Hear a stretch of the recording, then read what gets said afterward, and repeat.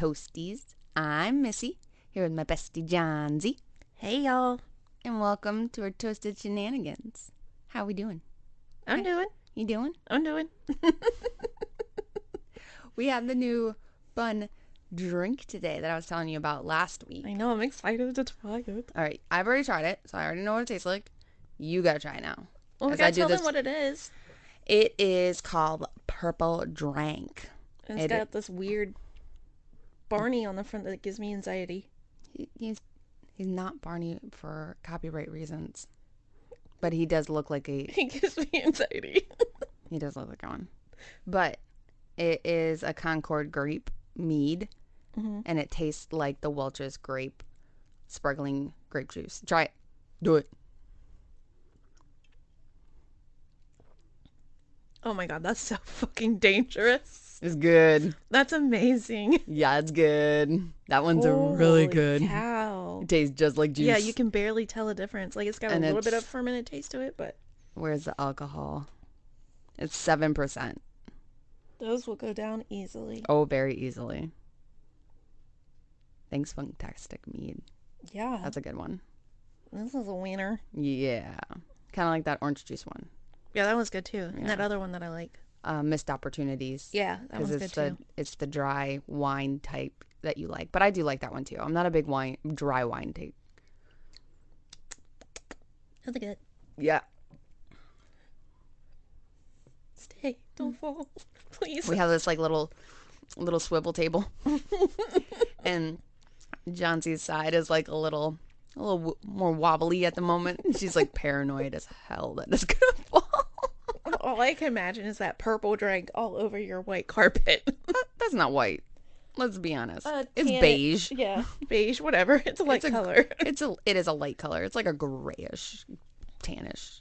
It's light. That's all. It'll be aight. Nothing a little vinegar and baking soda can't get out. True that. How was your day? It was pretty good. I was just trying to recoup. Had a fun weekend. Yeah, fun times with family. You guys are down at the lake, though. That was cool. Yeah. That's good. I'm glad. So, you look tired. I am tired. You look tired. I am tired. I took a nap today, so I'm I did not take a nap today. I did. I should have. I came back from picking up my daughter from some youth group thing at Putt-Putt. And, again, I went to sleep. I'm like, all right, good night, guys. I want to go to Putt-Putt. I haven't been there in so long. I haven't been to actual Putt-Putt probably since, like, high school when we all went there to go play, like, DDR and stuff. We didn't actually play Putt-Putt. Gosh, DDR. OMG. What are we talking about today? All right, let's dive into this because I know you need this off your chest. Yeah. This one was recommended to us at the beginning when we first started. So it was recommended by Stephanie, and it is quite the case. Will be a 3-parter, y'all. So please don't hate us. Yeah, but we gotta do this. Just get it out of the way. I mean, 3 months, 3-parter. Why not? Yeah, there you go. But it's the West Memphis 3. Oh, and that also, it's the West Memphis 3, so it has to be 3 parts. Yeah, of course. All the 3s. Hey, what's the angel number for 3? What does that mean? 333, angel number. It doesn't mean anything. That's a lie. Don't lie to me like that. No, it doesn't mean anything, because then that's what these stupid people try to say. Was that because of the 3 and the 3 and the 3, that it was tied to some kind of satanic thing? No, it's an angel. 666. It's an angel number. It means good things. It's a freaking number. Oh my gosh. That just made me angry. Why would they do that? Why would they take something so beautiful and make... Oh, fuck them. All right, I'm already pissed off. Carry on, please. All right, so I'm going to tell this a little bit differently than a lot of... Because I know this is also a story that's been done quite a bit. Mm-hmm. There's a lot of podcasts. There's a lot of documentaries. There's a lot of books. It's just been overly done. But it usually starts with our victims, and I have already made up my mind about this case. So I'm actually going to start with the 3 unfortunate boys that were accused of the horrendous crimes. Okay. So in West Memphis, Arkansas, Just to give you a little insight of the small town of West Memphis, it's located directly across the Mississippi River from Memphis, Tennessee. Okay. Which I don't know if you remember going back a couple conversations ago, we talked about some of the most dangerous cities to live in. Mm-hmm. Memphis is one of them. Yep. I already know that. I was mind boggled at the list that when I was looking at it, that some of the names that were on the Chattanooga, Memphis, Yep. Nashville. But so in 2008, the total murder risk for the city was over 2.5 times of the United States average. Fuck. Yeah.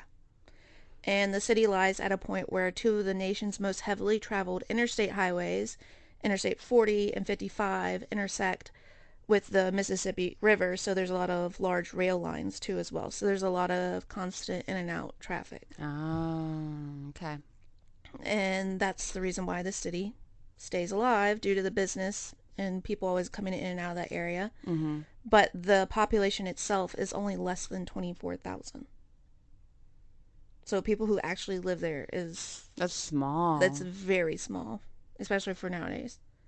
And the median income is only $35,000. Oh shit. And that was as of 2022, according to the U.S. Census. Oh shit. That is a very unfortunate number. Yeah. Oh my fucking goodness. So, small city, most of it living in poverty, which we know leads to a lot of crime and drugs in the area. But in 1993, it wasn't any different. You're just changing some numbers a little bit. Mm. The biggest difference, though, between now and then is that satanic panic that bloomed in the 80s infected their small population. Of course.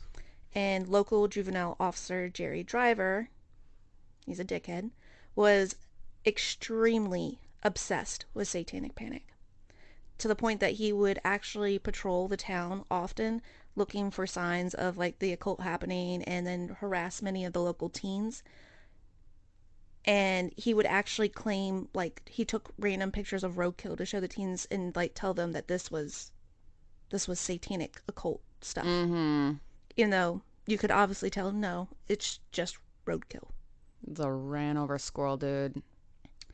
But it basically, Driver had already like made up his mind about one kid in particular, and he was like trying to convince everybody in the town he knew exactly who was committing these satanic occult crimes that weren't actually satanic occult crimes, but he's an idiot.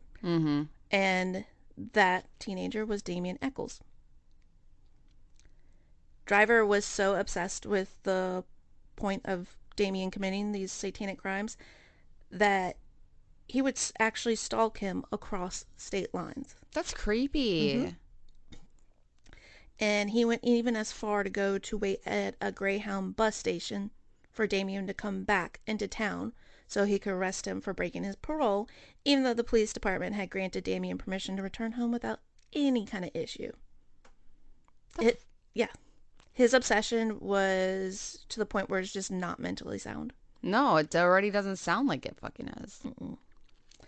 So, give you a little bit more about Damien. I won't go into a whole lot because overall the story is not about him, but I want to make sure that, I try to tell his story as well, because if you don't, you can't really see how fucked up this case is. I did listen to his book, Life After Death. If you guys want to get to know Damien a bit more and Jerry Driver, I highly recommend listening or reading it, whatever.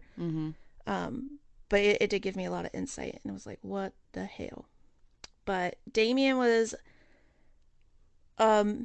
misunderstood troubled teen. As many boys are. And he grew up in an abusive household. He lived in multiple dilapidated homes.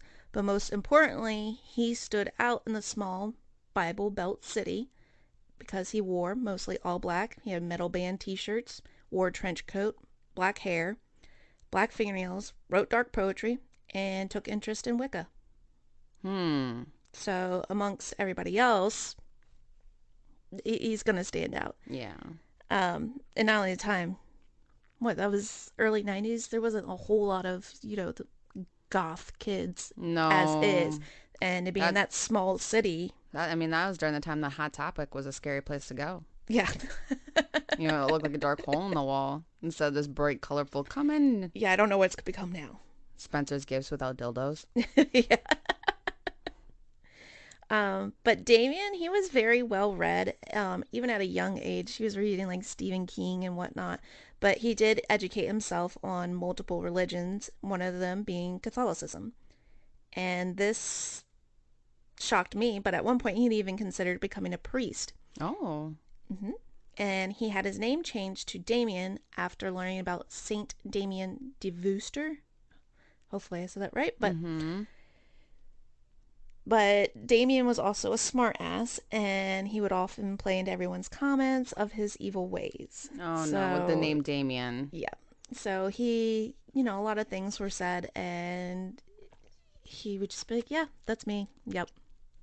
And just being a smartass teenager. Not even like a smartass, though. There's what he wasn't doing was entertaining. It sounds like, yeah, sure, whatever. Well, there were some other instances, too, where he was just kind of pushing the envelope. Oh, okay. I was going to say, it sounds to me more like he wasn't entertaining it.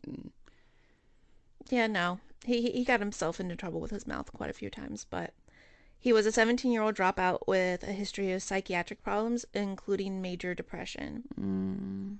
And after a bad breakup, Damien allegedly had threatened his former girlfriend and the boy she was then dating, as well as her family. Oh, no. And of course, this is a small town. If it happened here, we would never hear about it. But in a small town, it's completely exaggerated. Of course. And shortly after said breakup, Damien and his ex get back together. And of course, her parents don't want Damien around and whatnot. Understandably so. You're just threatening everybody. For the safety of their daughter, they're scared. Understandable. But they decide to run away. Oh, damn it. Yep. And young love. Yep. Neither could drive. Sorry. And I guess it had kind of started raining at this point, so they tried to find shelter, and they actually took shelter in an abandoned trailer. Oh, shit. Yeah. Long story short, cops find them, arrest them both for breaking and entering, and this is when Jerry Driver first met Damien. So Jerry was assigned to him while Damien was in juvie for the minuscule mishappen, which he shouldn't even have been in juvie for, but...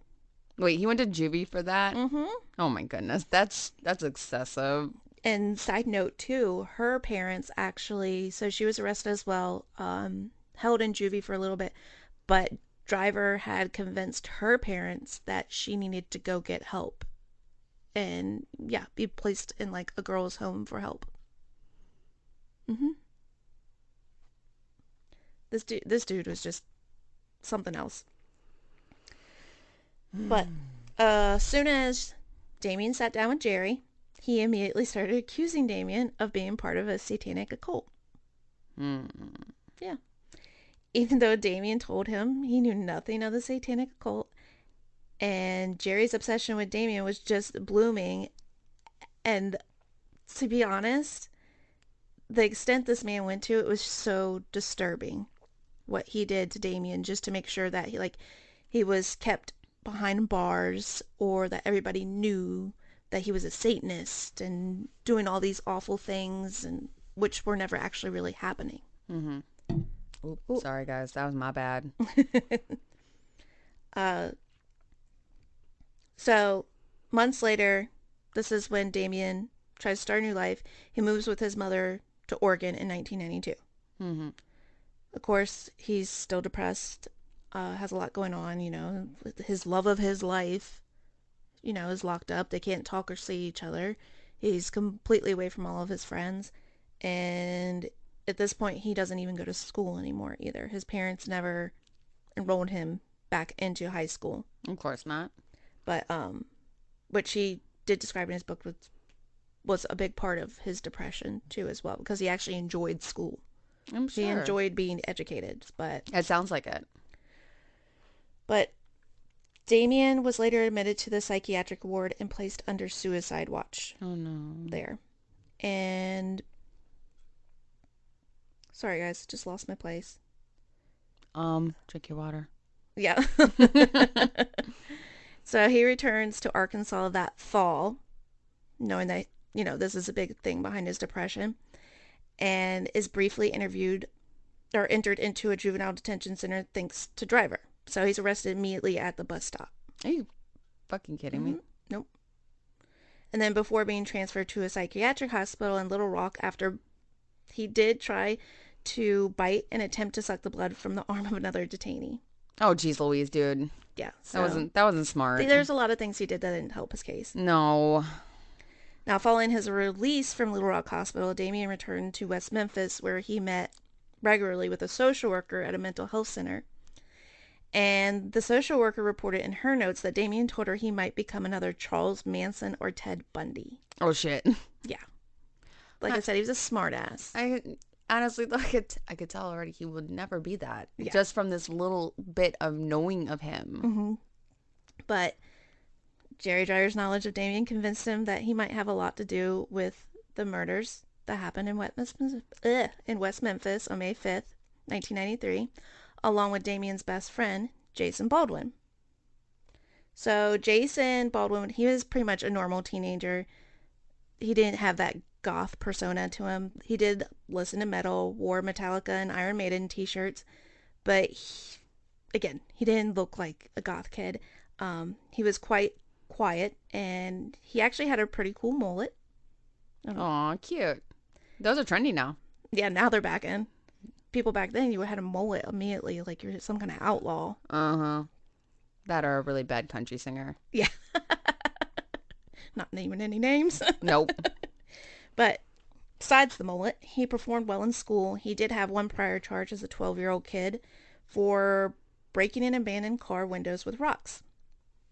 And again, it's a small town, so they're going to crucify you over it. Clearly.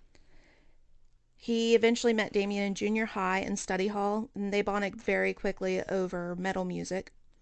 When not in school, they would just hang out, listen to metal, read Thrasher, and other metal magazines. Of course. Metal is life. Yeah, pretty much. Metal and skateboarding. That sounds like my high school life. Yep. And if they weren't at Jason's home, then they were at Damien's house, and the two were almost always seen together. Aw. Jason was 2 years younger than Damien, so when Damien went on to high school, it was the most time they had ever been separated. Aw. But essentially, overall, Jason was a good kid. But in West Memphis, he was guilty by association in the eyes of, his little hometown. Fuck them. Yep. So we got one more kid we got to talk about that's part of the three. And he lived about 4 trailers down from Jason. Okay. And his name is Jesse Lloyd Miskelly Jr. Jesse is a year older than Jason. He was known to be a local badass. He also came from an abusive background. His father could be quite a lot at times. Mm-hmm. And his birth mother was out of the picture. Oh. But he did have a stepmother that he knew and treated him as her own. She was very good to him. Oh, that's good to hear. I love that. But he did have a background of trouble, a few minor charges from fighting. I think there may have been some underage drinking and stuff too, but he, again, local badass. He liked to instigate stuff. Right. He didn't really have much ties with Damien. They didn't really know of each other. In fact, Jesse had said multiple times that he was a little intimidated and scared of Damien when he first met him. And that Damien's goth persona creeped Jesse out. I was about to say, out of all 3 of them, Damien has the look. And there, of course, there's all this rumor going around that he drinks pig's blood or something like that on full moons. And just there was all these crazy talks. I was accused of that once. Were you really? I was. Fun fact, guys, I am a goth. And I still will claim that to this day. I may not dress the way I did when I was a teenager, but it is still, it's not just a fashion statement. It's a way of life. It's not a phase. It's not a phase, Mom. But I wore the spiked chokers and stuff like that. And someone's like, so do you have that so that you can suck people's blood if you poke them with it? I'm like, yes. Yeah. So like when you said like yes, exactly. That's how Damien was. that's how like I totally fucking get that. I was like, yeah. And I just walked away, and the look on their face was fucking priceless. It was hilarious. He lived, let's be honest, he lived in a city where, like, the IQ was well below average. I would say it was 12, yeah. clearly, and he had way too high of an IQ. And yeah, it's a whole I'm like situation already, I'm already like, irritated just because I can adjust. I cannot not adjust. Personal level. I feel it already. Absolutely. I think that's what drew me to the case. I was saying, is clearly, because, same for you. yeah, I was brought up in a very religious household, and I was forced to go to church. It didn't really bother me too much. I didn't like dislike it or not like it, but the church decided to confront my stepmother and tell me that due to the way I was dressing, wearing all black, they didn't like the road I was going down. So I either needed to change or they would no longer accept me in their congregation. So that off the bat has always left a sour taste in my mouth of Protestant churches. I was raised Catholic, and I went to what they called CCD classes. And I remember it was like when I was in 8th grade, I believe. It was like right before confirmation. I never made it to confirmation. But we were in like our religious classes or whatever. And one of the kids, like, you go in the Catholic school for these classes or whatever. You sit in the classrooms. And one of the kids was going through the kid's desk, and they found a Lamb of God folder in the kid's desk. And I was like, that's pretty fucking badass. I'm in a Catholic church. Someone's parents let that boy have Lamb of God as a fucking folder. I want to meet this person. And but they all were like, oh my gosh. I'm like, do you even know? Do you even know what that is? And it's funny because Iron Maiden, like, my sister was just talking about Iron Maiden, and like their merchandise, the image of their merchandise looks very heavy metal. Very heavy metal. You fucking listen to their music, it's like opera rock. Well, that was like heavy metal back in the day. It's not the metal that we know. It's not black metal. But even then, like, you have that coming up. Oh, I guess Metallica came a little bit later after them. But like, even Metallica, I mean, the distance though between Iron Maiden and Metallica is like not that far. I can see where you're coming from. So, I mean, but it's just funny. Please carry on. We got sidetracked. I'm so sorry, guys. My personal heartstrings are being already plucked. So, yep. And I know you were able to keep your mouth shut with our last case. I don't know if I can. I'll try my best. Well, this first episode's not too bad about getting pissed. When we start going into the trial, I know. We'll have to like duct tape my mouth. Yeah. Just get a drink of my sorrows. All right. So, anyways, Jesse, he didn't really know Jason or Damien. Didn't really hang out with them. Of course, he knew Jason because Jason was a neighbor, and that was enough, unfortunately. Yeah. Oh, but Jesse, I don't know how to put this nicely. He was just fucking stupid. I'm sorry. It's going to be important later, but Jesse had the IQ. His IQ was 72. Oh no, he was actually really Yeah, he was actually stupid.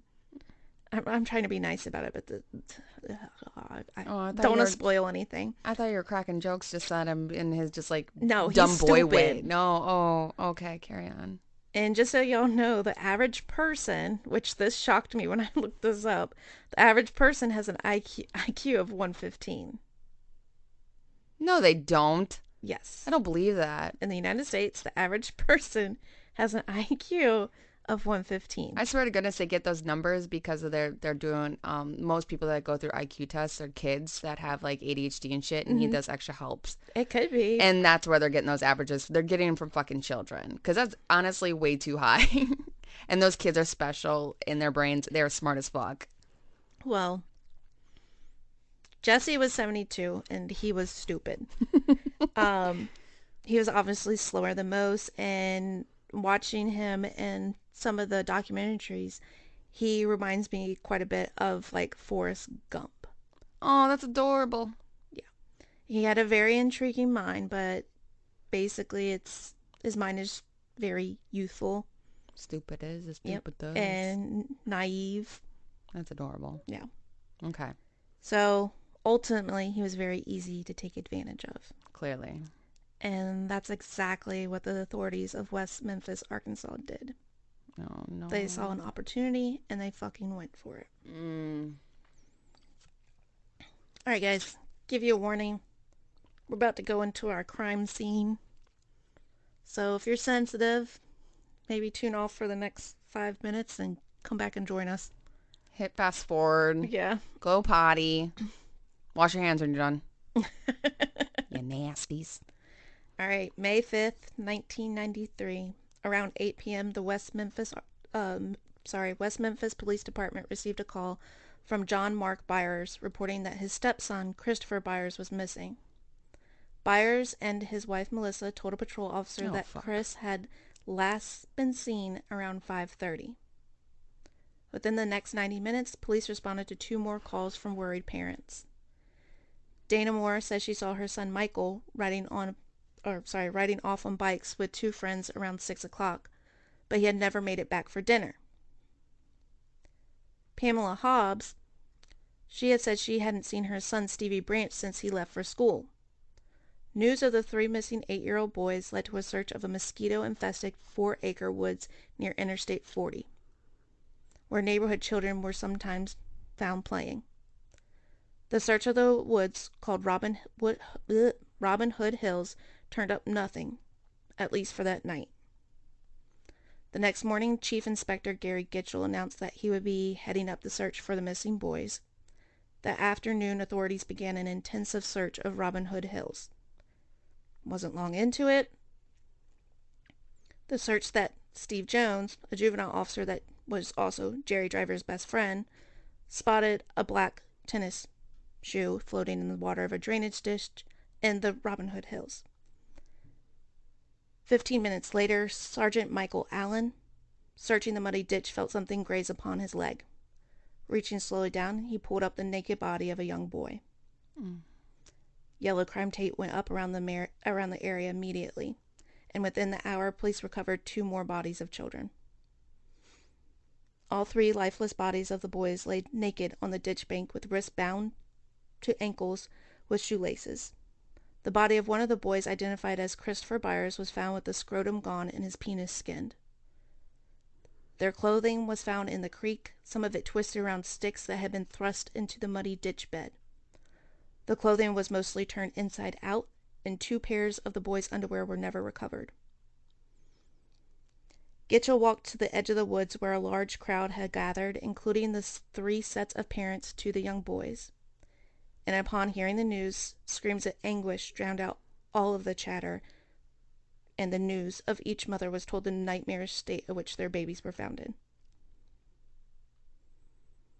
Despite the violence of this crime, there was little evidence at the scene of the crime. Police wondered at the peculiar lack of blood or fibers, and also noted that the area looked as though it had been completely swept clean. And remember, guys, we're talking about this is in the woods. That's going to be really hard to do, especially at nighttime. Christopher, he had bled to death.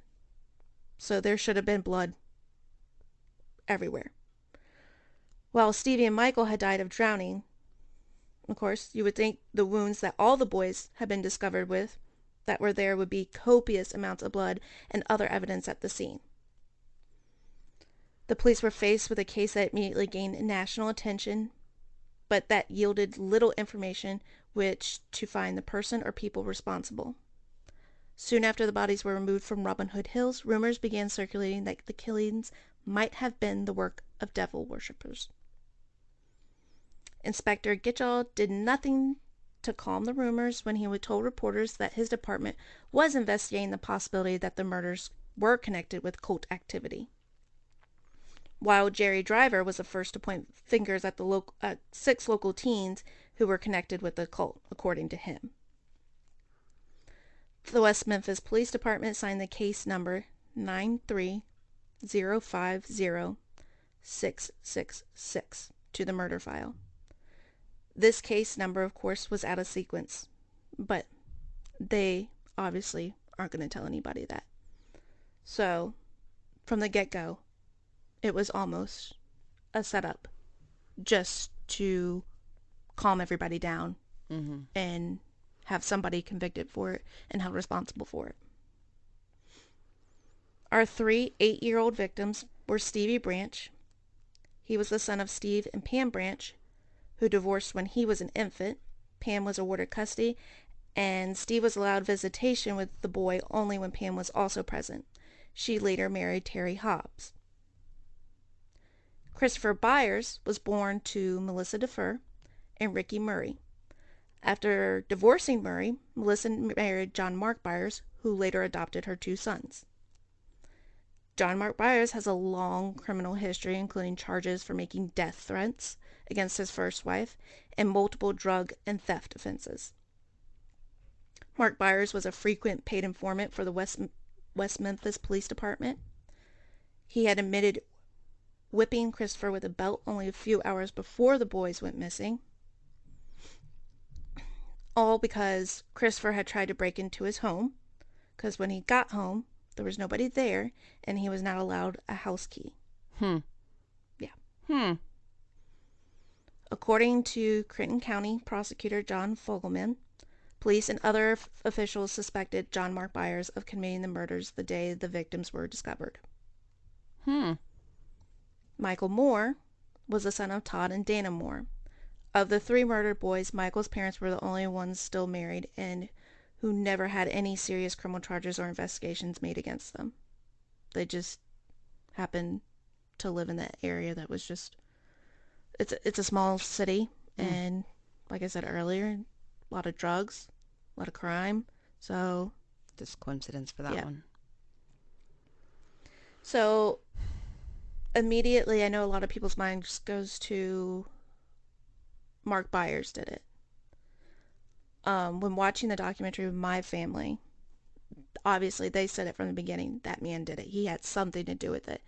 And I said, I don't know. I don't think so. I think this man, because you can obviously tell he's always on something, but he was very, very, very extreme. He was a very odd individual. And as I stated earlier, he had a laundry list of crimes and addictions. And as I watched the HBO documentary Paradise Lost, I was dumbfounded by his mannerisms. And I questioned myself multiple times, did he murder those 3 boys? Because he was so over-the-top eccentric. It was like he was trying to distract you. You could tell he was putting on quite the show for the cameras, and things he did or didn't say didn't add up. I probably Googled about 5 times his name trying to make sure that it was actually him, because I thought when watching this documentary, I was like, there's no way somebody like this exists. This has got to be just bad acting. Yeah, you were talking about that. But nope. It was him. And after finishing the series, though, I realized his addictions took the lead in his bizarre behavior. I do not believe now that he had any part in murdering the 3 little boys.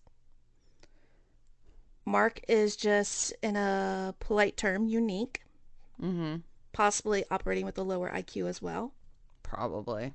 And I'm going to play a clip for y'all from the documentary so you can hopefully see some insight as to whom the character is that I am describing, because he does play a big part. In this clip, Mark is standing at the banks of the crime scene where the boys were found. Okay. Yea, though I walk through the valley of the shadow of death, I shall fear no evil. And I'm not scared of the devil. I know who my comforter is. Thy rod and thy staff comfort me. And I thank you, Lord, for letting me be able to believe in that with all my heart. I hope y'all really believe in your master, the Satan, the sleuthfoot, devil himself, because he's not going to help you. He's going to laugh at you, mock at you, and torture you. He didn't need your help. The devil's got all the devils he needs. The good Lord said Lucifer and 1/3 of the angels were cast from heaven. He didn't need them, but he took their mind and he manipulated them. And they prayed to Satan and they prayed to the devil. And they had their satanic worship services out here. And they had all types of wild homosexual orgies, I've been told. Crazy things. To me, this place as I stand is like hell on earth because I know that 3 babies were killed right out here where I stand. I know my son was castrated and possibly laid there on that bank and bled to death. I know he was choked. I know one boy's head was beat in beyond recognition. I know one little boy was skinned almost like an animal, cut, had to shave his head, had all types of injuries to the head where they just kept beating and pounding on him and killing him and killing him. It's like they enjoyed it. They killed him 2 or 3 times. Jesse Miskelly Jr., Jason Baldwin, Damian Eccles. I hope your master, the devil, does take you soon. I want you to meet him real soon. And the day you die, I'm going to praise God. And I make you a promise. The day you die, every year on May 5th, I'm going to come to your graveside. I'm going to spit on you. I'm going to curse the day you were born. And I'm sure while I'm standing there, I'm going to have other bodily functions let go upon your grave. I promise you, as God is my witness, I'll visit all 3 of your graves. That eccentric, but you can hear anger. Mm-hmm. You can hear pain. Mm-hmm. And my heart aches that he hurt so bad. Mm-hmm. And I feel like nobody wishes anything to do anybody harm like that unless they're hurting. Yeah. And honestly, listening to the crime scene, those poor little boys did not die on that bank. Mm-mm. That was done somewhere else. Mm-hmm. It was a Black Dahlia moment. Mm-hmm. The crime was done somewhere else. That's just where they were dumped. Yep. That's why you can't find anything. There's no way in the woods would be clean. Mm-hmm. No way. And that's what I said all along when, my family was like, yeah, he definitely did. He definitely didn't. I was like, I don't know. I just think he has these exaggerated emotions, probably due to his addictions. Probably. But that's pain. Mm-hmm. Probably for even himself for not being better protecting his boy. Probably. Yeah, I'm sure there was a lot There's of a guilt. lot of, I was gonna say, there's a lot of guilt in that. And it's easier to point fingers than to take a little bit of the responsibility on yourself. Mm-hmm. Not responsibility in the fact that he did anything, but Well, like I said, he is unique. yeah. You can obviously tell that he's on something. There's like a slur and exaggerated tone behind his speech. He had to have been drunk or Yeah. something then. Yeah, absolutely. He sounded drunk. And he does that frequently through the documentary where he's putting it on quite the show. Theatrics. Though he was very suspicious, and at one point in time, he actually gave a hinged blade to the HBO producers who did the documentary as a Christmas gift. And it did have DNA on it that matched his and Christopher's. Oh, shit. I don't believe he had anything to do with it. I am not going to waste any more time on him because I think a lot of the documentaries and the books do that. And I'm not going to do what everybody else did to Damien, Jason, and Jesse and just make accusations. Right. So, I will come back to the end to share who I believe it was at the end of our case, and I have factual evidence to say as such, not just making accusations. Okay? Mm-hmm. Carry on. So, that leaves us as to how Damien, Jason, and Jesse were accused of this tragic crime. And the answer to that is 2 individuals seeking their own gain in this case. Jerry Driver, juvenile officer, who we met at the beginning of the story and who was obsessed with Damien, convinced he had ties to a satanic cult, even though there was no evidence to Damien having ties to any kind of cult, or to the crime having any evidence of satanic cult. And we also have Gary Gitchell, lead investigator, who by chance was planning on running for sheriff. And Gitchell couldn't leave the West Memphis Police Department with an open case like this and be expected to win his election. Mm-hmm. So, Gitchell went after the best chance he had to solve this case quickly. There was zero evidence that this was the crime of the occult, and there was zero evidence that Damien, Jason, or Jesse had anything to do with the murders. But it was the easiest to run with, and that is exactly what Gary Gitchell did.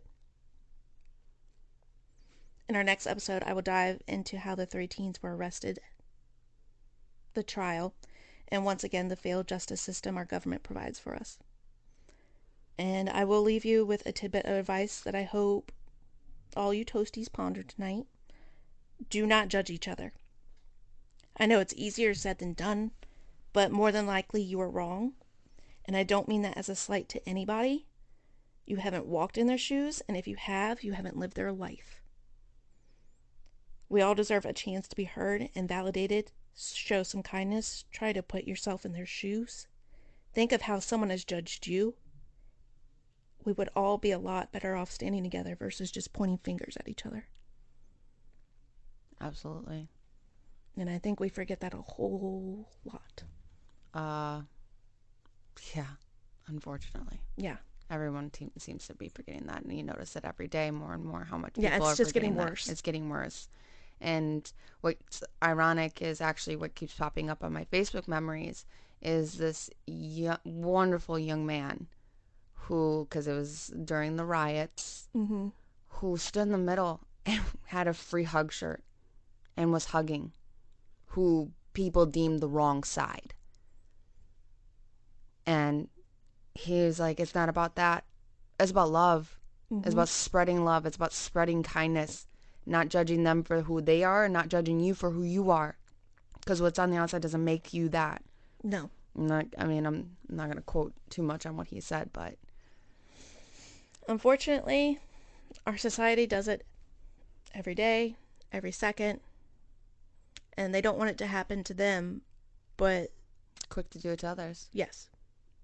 And I'm not saying that I'm not guilty of it myself. Everybody has their moments. But I just wish everybody could be a little bit more aware about it, because this is this kind of situation where it happened to 3 young men and it destroyed their lives.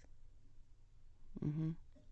And that's how much that damaging word of mouth can do to somebody. So just think about it before you say it. Smile more, people. Yeah.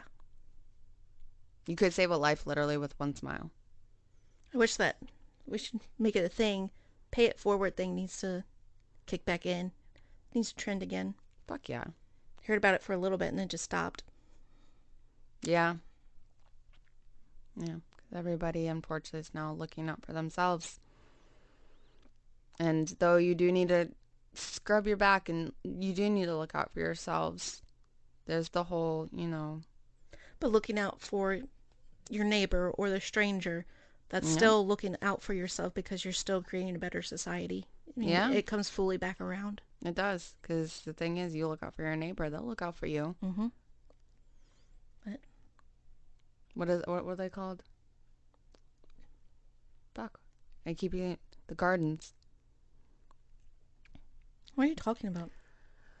Everybody had a garden in their yard to help feed their neighborhoods. Oh, I know what you're talking about. Oh my now. gosh. I don't know the name of that. I'll remember it later, guys, when I'm like by myself. I'm going to bed at night, just curled up all cozy, and all of a sudden I'm like, it was this garden. Everybody had like a garden and chickens, and it helped feed their neighborhood. Because everybody looking out for each other, because it's during a wartime. Yeah. You go back to that. I think a lot of people did that too, when we just recently had the whole egg thing go on. If you notice, egg prices have come down. Mm-hmm. But stay tuned for part 2. Like I said, we'll go into the trial and what little evidence they have. Of course they have little evidence, little fuckers. Yeah. Another case to piss you off. Sorry, guys. Oh, yeah. But remember, love each other, guys. Mm-hmm. Fucking love each other. Give hugs. All the hugs. Hug yourself. Look yourself in the mirror and tell yourself you're fucking amazing, because you are. Those affirmations are harder. Oh my gosh, I decided one day to do that. I stared at myself in the mirror and kept telling myself how great I was. I started crying. I'm not even gonna fucking lie. I started crying. It's really hard. It is hard. It's really hard. But you know what? If everybody else started loving their fucking selves, you'd be amazed at how much you could start loving other people, because that's the biggest problem, is nobody even loves their fucking self. Nope. You're beautiful. You're wonderful. You're great. Absolutely. We love you. We love you. I love you. I love you. Loving all around, and it's not the grape juice. Wow. Well, fuck. All right, guys. Come back next week. Please don't hate us for this 3-parter. No. Please enjoy it. And make sure you guys like, follow, share on all the medias of the socials, with the TikToks and the Facebooks and the Instagrams, and hit the damn bell. Hit the bell. I got nervous, I'm not gonna lie. Why? You must have scheduled the last episode to be a little bit later or something, because I woke up and I didn't have the notification. I'm like, oh my gosh, is it up? Is it up? And all of a sudden there it was. I'm like, oh, okay. No, it should have been published at like midnight. Yeah, I didn't get the notification right. I think my phone was being slow. I got scared. Oh. I even went back. I'm like, I hit the bell. Make sure you guys let us know what you guys think of all these episodes. Drop us any likes and stories you guys want to hear, and drink suggestions, although I switched things up. Mm-hmm. It was delicious. I've been sitting here chugging it. Couldn't have been the anger, though. All right, guys. Until next time. Bye.